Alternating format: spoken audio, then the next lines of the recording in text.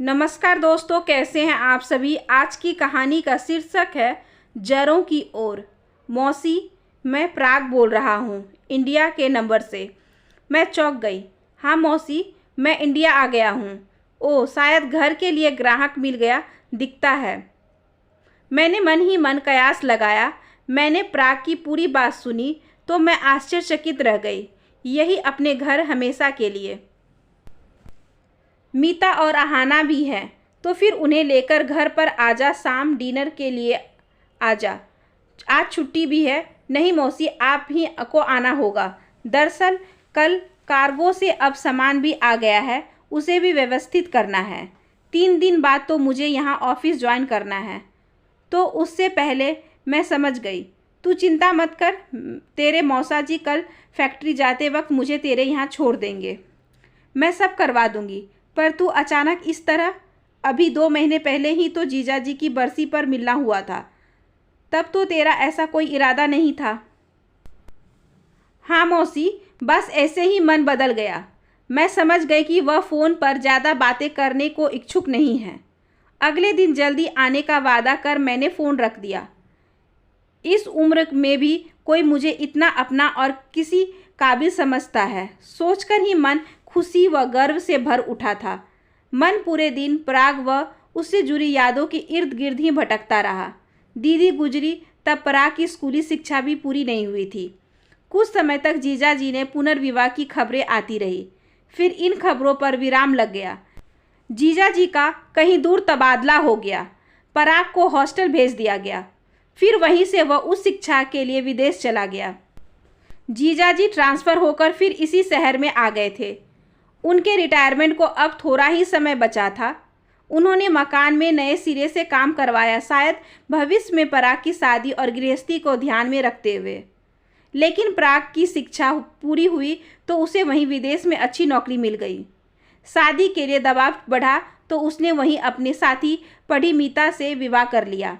स्वतः अलग परिवेश में पली बढ़ी मीता से विवाह में राहत की एक बात थी कि वह भी भारतीय ही थी। फिर उसे बेटी होने की खबर भी मिली। जीजाजी रिटायरमेंट के बाद और भी एकाकी हो गए थे। सुनने में आया था कि काफ़ी लिखने पढ़ने लगे हैं। पत्र पत्रिकाओं में उनकी कहानियां छपने लगी है। पारिवारिक समारोह में ही उनसे मुलाकात हो पाती थी। काफ़ी दुबले और कमज़ोर लगने लगे थे। कई बार मन होता उन्हें अपने घर बुलाकर रख लूं, पर मन की बात मन में ही दबा लेनी पड़ती। लोग कहीं गलत मतलब ना समझ ले कि हमारी नज़र उनकी संपत्ति पर है। वैसे भी उन्हें संभाले वालों की कहाँ कमी थी। माता पिता नहीं रहे थे, पर उनके अपने 2 भाई थे, भाइयों के बच्चे थे। बेटा पराग तो था ही, और अब तो पराग के ससुराल वाले भी थे। जीजा जी के निर्धन पर पराग, मीता और उसकी प्यारी सी बेटी आहाना से मिलना हुआ था। पर तब ज़्यादा छुट्टी न मिलने की वजह से उसे जल्द ही लौटना पड़ा था। जल्दी वापस आने का कहकर वह लौट गया था, पर लौटना हुआ था जीजाजी की बरसी पर ही, और वह भी अकेले। तब सुनने में आया था कि अब वह शायद कभी इंडिया ना लौटे। मकान जायदाद आदि बेचने के लिए भी चाचा से कह गया था, और अब 2 ही महीने बाद यह अचानक पूरी तरह घर वापसी। यदि लौटना ही था तो जीजाजी के रहते ही लौट आता। जीजाजी बहुत कम बोलने वाले इंसान थे, कुछ कहते नहीं थे, पर हम उनके मन की बात तो समझते ही थे। लेकिन पराग के मन की में आखिर यह सब क्या चल रहा है। पराग से मिलने की मेरी बेचैनी पल प्रतिपल बढ़ती ही जा रही थी। सवेरे मैं जल्दी ही तैयार हो गई थी। पराग के घर के रास्ते में मैंने आहाना के लिए कुछ चॉकलेट्स खरीद लिए थे। वैसे तो अब वह स्कूल जाने वाली समझदार बच्ची हो गई है, पर चॉकलेट्स तो हर उम्र के बच्चों को लुभाते ही हैं। हॉर्न सुनते ही पराग नीचे आ गया था और आदर सहित मुझे सहारा देते हुए ऊपर ले गया। पराग दोनों माँ बेटी ने भी मेरे पैर छूकर आशीर्वाद लिया तो मैं सुखद आश्चर्य से भर उठी।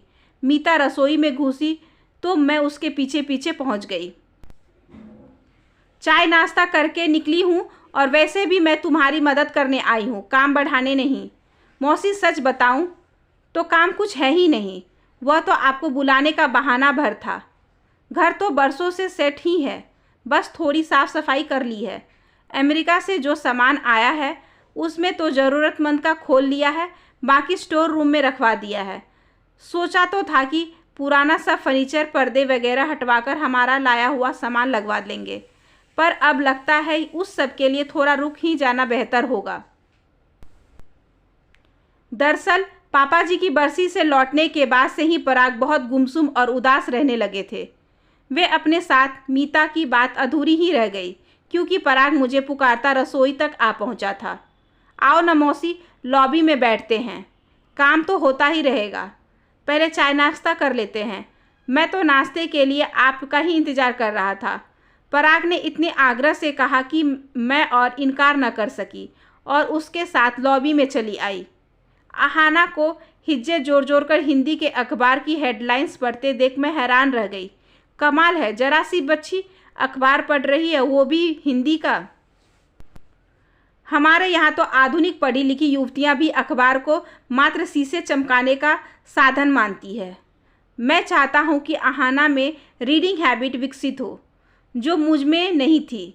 इसके लिए मैं ढेर सारी पत्रिकाएं व संचित्र कहानियों की पुस्तकें खरीद कर लाता हूँ और रात को नियम से उनमें से एक दो कहानी अवश्य पढ़कर सुनाता हूँ। इससे उसका ज्ञान व आत्मविश्वास तो बढ़ेगा ही, दूसरों को समझने की क्षमता भी बढ़ेगी। वह बहुत अच्छे, अपने दादा की तरह लेखक बनेगी यह तो। प्यार से आहाना के सिर पर हाथ फेरते हुए मैंने पराग की ओर नज़र घुमाई तो पाया वह कुछ गुमसुम सा हो उठा था। शायद उसे अपने पापा की याद आ गई थी। जीजाजी और साथ ही दीदी को याद कर मेरा भी मन भारी हो उठा। आंखें दीवार पर उसकी साथ लगी तस्वीर पर जाकर टिक गई। दीदी के जाने के बाद मन तेरे लिए बहुत व्याकुल रहता था बेटे। मौसी ऐसी ही नहीं बन जाती कोई। माँ सी ममता रखने वाली होती है मासी, पर तुझे तेरे पापा से अलग भी नहीं कर सकती थी और उन्हें तुझे लेकर हमारे साथ आकर रहने के लिए भी नहीं कह सकती थी। तेरे चाचा वगैरह इसके लिए कभी तैयार नहीं होते। तूने उन्हें बताया अपने इंडिया लौट आने के बारे में? हाँ, उन्होंने तो इस घर का सौदा भी तय कर लिया था और कुछ एडवांस भी ले चुके थे। अब मेरे लौटकर यहीं आकर रहने से उन्हें थोड़ा धक्का लगा है। गलती तो मेरी ही है। मैंने ही अचानक अपना निर्णय बदलकर उनकी साख को बट्टा लगाया है। खैर, धीरे धीरे मना लूँगा सबको। आप तो मेरे इस निर्णय से नाराज़ नहीं है ना मौसी? अरे नहीं, कैसी बात कर रहा है तू? मैं तो बहुत खुश हूँ कि तू अपनों के बीच लौट आया है, पर काश यह निर्णय थोड़ा पहले, मतलब तेरे पापा के जीते जी ले लिया होता। तो तू जानता ही है कि वे कितना कम बोलते थे। दीदी के जाने के बाद तो उन्होंने मन की बात जुबान पर लाना ही बंद कर दिया था। जो सामने रख दो खा लेते थे, जो कहते वो पहन लेते थे। पर मैं जानती हूँ कि वे कभी तुझे अपनी आंखों से दूर नहीं करना चाहते थे। इसलिए तो इतने दबाव के बावजूद वे दूसरी शादी के लिए तैयार नहीं हुए थे। मैं पापा को कभी समझ ही नहीं पाया, उनकी मुख भाषा को पढ़ ही नहीं पाया। वो तो उनकी बरसी पर आया, तब पता चला उनके कुछ दोस्तों ने मिलकर उनकी प्रथम पुण्यतिथि पर उनकी कहानियों का संकलन प्रकाशित करवाया है। मुझे भी उन्होंने उसकी प्रति दी और वक्त निकालकर पढ़ने का आग्रह किया। अरे हाँ, याद आया, पर उपस्थिति सभी लोगों को प्रतियां दी गई थी। मेरी तो यहीं छूट गई थी। आज लेकर जाऊंगी। मैंने तो पापा की कभी कोई कहानी पढ़ी ही नहीं थी। रीडिंग तो थी ही नहीं। मैं तो समाचार आदि भी ऑफिस में नेट पर ही देख लिया करता था। घर पर आने वाले अखबार बिना तह खुले ही रद्दी के लिए जमा होते हुए रखते थे। फिर जब पापा से ही कहीं अतिरेक लगाव नहीं हो पाया तो उनकी कहानियों की किताब से मुझे क्या लगाव होता। बेमन से मैंने वह पुस्तक शोल्डर बैग में डाल ली थी। जब से होश संभाला था, पापा को मैंने मात्र एक संरक्षक के रूप में ही देखा था। दादा दादी साथ रहते थे, उनके सामने मुझे लाड जताना तो दूर रहा, वे मुझे गोद में लेने से भी हिचकिचाते थे। हाँ, हम पुराने लोगों के कुछ ऐसे ही संस्कार थे, पर इसका यह मतलब नहीं था कि वे तुझे प्यार नहीं करते थे। मैंने बताया ना, तुझसे असीम स्नेह के मारे ही तो उन्होंने दूसरी शादी नहीं की थी, और यह उन्होंने किसी को जताया भी नहीं, पर किन्हीं भावुक पलों में मुझे बता बैठे थे। जानता हूँ, वह मुझे हॉस्टल भी नहीं भेजना चाहते थे, पर जहां उनका ट्रांसफ़र हुआ वह नक्सली एरिया था। वहां मेरी जान को खतरा था। पापा 24 घंटे मेरी निगरानी नहीं रख सकते थे, इसलिए उन्होंने मुझे बोर्डिंग में डलवा दिया। मुझे विदेश भेजने के लिए भी उन्हें अपना मन कड़ा करना पड़ा था। खुद उन्हीं के शब्दों में, मैं बेटे की उन्नति की राह में रोड़ा नहीं बनना चाहता था। नाते रिश्तेदार दोस्त कितना भी मुझे उसे रोकने को कहे, पर मैं उसे कभी नहीं कुछ करने को रोकूंगा। कोई किसी को रोक भी नहीं सकता है। निर्मला मुझे अकेला छोड़कर चली गई। क्या मैं उसे रोक पाया? कल मैं बेटे को अकेला छोड़कर चला जाऊंगा तो क्या वह मुझे रोक पाएगा? कहाँ रोक पाया मौसी मैं उन्हें। काश उन्होंने जीते जी मुझसे यह सब शेयर किया होता। तो फिर तुम्हें ये सब बातें किसने बताई? जीजा जी का ऐसा कौन राजदार था जिससे वह दिल की ये सब बातें शेयर करते थे? मैं आश्चर्यचकित थी। उनकी कलम, जिससे वह कुछ नहीं छुपाते थे। मैंने आपको बताया था ना कि उनकी कहानियों का संकलन मैंने अपने बैग में डाल लिया था। लंबी फ्लाइट थी। मैंने सोचा अमेरिका पहुंचकर तो मैं फिर काम में व्यस्त हो जाऊंगा, इस किताब को रास्ते में ही पढ़ लेता हूं। मैंने एक बार पढ़ना शुरू किया तो खाना पीना सोना सब भूल गया। क्यों? ऐसा क्या था उसमें? मैंने उत्सुकता के साथ पूछा। खुद पर गुस्सा भी आ रहा था कि मैंने वह किताब क्यों नहीं पढ़ी। मौसी, पापा के तटस्थ व्यवहार से मैं आज तक यही समझता आ रहा था कि पापा की ज़िंदगी में मेरा कोई खास स्थान नहीं है। मेरे उनके पास होने न होने से कोई खास फर्क नहीं पड़ता। लेकिन मेरी हैरानी की सीमा नहीं थी। उनकी हर कहानी का कथानक मेरे ही इर्द गिर्द घूमता रहा था। हर कहानी में पात्रों में नाम अलग अलग थे, पर मैं भली भांति समझ रहा था कि हर कहानी का मुख्य पात्र मैं ही हूँ। हर कहानी चीख चीख कर बता रही थी कि पापा जिंदगी भर मेरे अलावा न कुछ देख पाए, न कुछ सुन पाए और ना ही कुछ समझ पाए। आप जब वे कहानियाँ पढ़ेंगी तो आपको मेरी बात की सच्चाई का एहसास होगा। मैं हैरान हूँ कि कोई इंसान इतना दूर रहते हुए भी किसी और की ज़िंदगी में इस हद तक कैसे प्रभावित हो सकता है। शायद अपनी हर सांस के साथ वे मेरे ही बारे में सोचते थे। अमेरिका पहुंचने तक मैं पूरी तरह टूट चुका था, क्योंकि उनकी हर कहानी ने मुझे उनसे और गहराई से जोड़ दिया था। काश उन्होंने सिर्फ एक बार मुझसे अपनी भावनाएं शेयर की होती तो मैं उन्हें अकेला कभी नहीं छोड़ता।